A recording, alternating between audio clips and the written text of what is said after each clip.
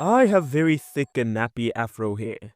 Yeah. And even though a lot of people like how it looks, they don't understand what a pain this type of hair can be. So in this video, I'll be talking about the struggles of having afro hair. Like, don't get me wrong, I like my hair. It's very unique, but sometimes I just want to pull it off my scalp. A bit of context, I have very soft and compressed hair, which sounds good on paper until you actually have it. Ask anyone who has soft hair and they will tell you that not only is it near impossible to keep your hair looking neat and presentable, but you also gotta deal with everyone and their mother trying to touch your hair with or without your permission. Like, you do not understand how easy it is to mess up soft afro hair. You can do something as little as lean on something for too long and you'll end up looking like a right angle triangle.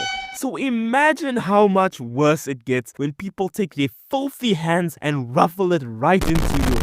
You go from looking handsome to hand me some change. And because I'm a guy, whenever I try to stop people from doing this, mostly girls, they always reply with, "Why do you care? You're a guy." I swear, men aren't men these days. Like, excuse me for wanting to look presentable. Maybe if you just kept your green sausage fingers off of me, I'd be fine. This wouldn't bother me so much if they ruffled my hair when it was already uncombed and messy, but instead they will wait for my hair to be combed to perfection to do this.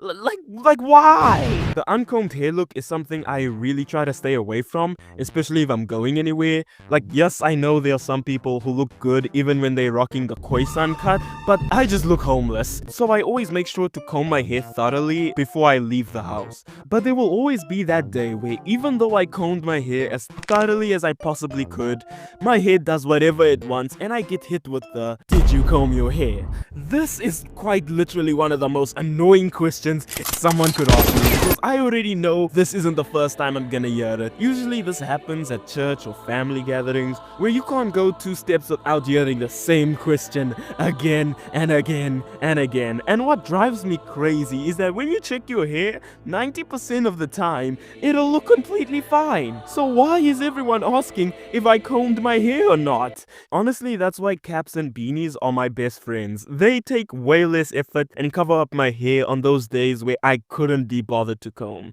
But here's the thing, these only work if I'm not required to take them off. Because if I gotta take them off when I haven't combed, I'm cooked! Because my hair takes the shape of anything pressed against it. So usually when I take off my cap, my hair doesn't look like an afro, but looks like a bowl. I know the very simple way of dealing with this is to just comb my hair, which I'm very willing to do, if my hair wasn't such a nightmare to comb.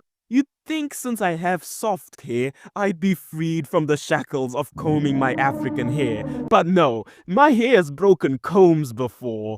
I get my hair texture from my dad, and he's told me several times that even when he was younger, he got so fed up with combing his hair that he chose to go bald than deal with it anymore. This just goes to show how annoying my hair can be to comb. I know there are lotions and things you can apply to your hair that make it easier to comb, but I rather not put anything in my hair because my fear of potentially ruining my hair with chemicals and one day balding outrules my desire to comb my hair easily. I'd like to believe that the perfect day to any afro haver is you wake up, shower with hot water to soften your hair, and comb for like 5 to 10 minutes, maybe max 15. But that's not always a guaranteed, because there will always be that day where you're late to something, but it's not something you can go untidy to, so you just have to suck it up and comb dry. Now I want to bring your attention back to the memory of when you were a kid and your parents tried to comb your hair, and the toe gripping pain you felt when your parents go straight through your hair with no mercy.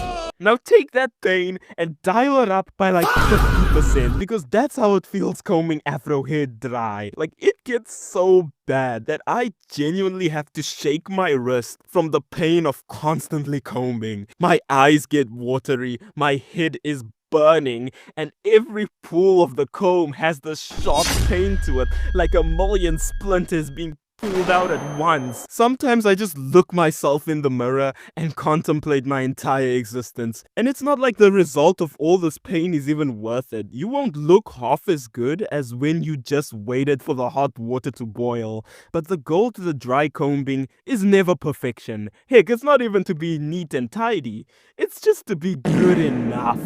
And whenever I do this, a concerning amount of hair drops to the bathroom floor, looking like Rapunzel ran through, so I genuinely get concerned if I'm just increasing my chances of balding. But I just take it as a sign of the weaker hairs leaving my scalp for the stronger ones. Some people think my fear of balding is irrational, but I beg to differ, because if you're the only Afro kid in a generational line of bald men, you'd also get paranoid. And honestly, that paranoia didn't just come from nowhere. A big part of it was growing up in places where my hair was really never mine to begin with. Some schools in Africa literally don't allow you to grow your hair to a certain height, which has me thinking, is this high school or is it the military? Like, having to cut your hair because it goes against school policies must be one of the most depressing experiences someone could ever go through. Even though I never went to these type of schools, I know this experience because most African parents want their child to look smart and clean, and that usually means